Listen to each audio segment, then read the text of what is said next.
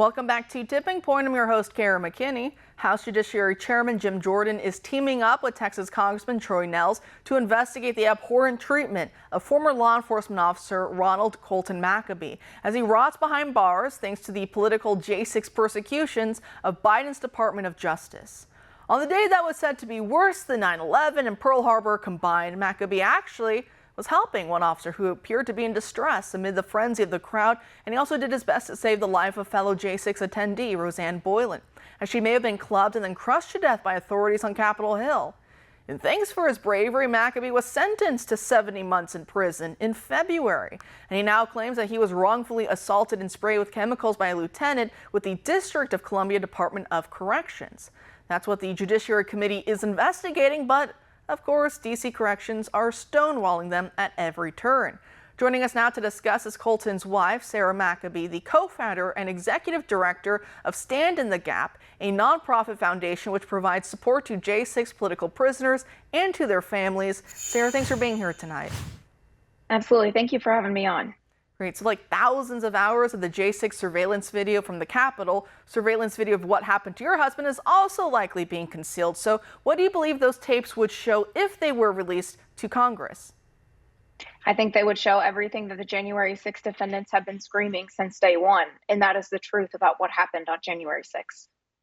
And so when it comes to what happened, or is happening, I should say, to your husband right now behind bars, how does he describe his treatment to you?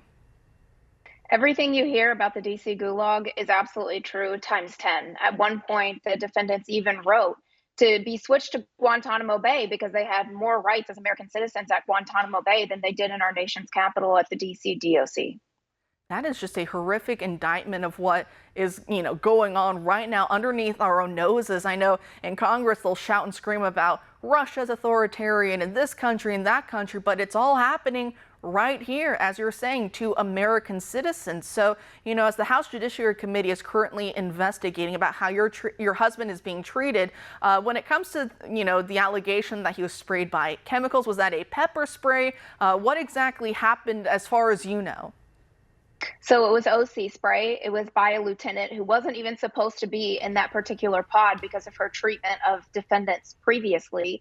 But it was a holiday, and that means admin staff was not in there. And so he was out of his cell that morning to go get his medication from the medication cart because they were still on lockdown of 19 hours a day in their cell, 5 hours out. So he walked out of his cell. Mind you, he had been there for a year at that point. And he pulled down he didn't wear a mask. That's what it was. He didn't wear a mask, a COVID mask. And the lieutenant told him to put a mask on, and he was at the medication cart to take oral medication. He said no, and he walked around her.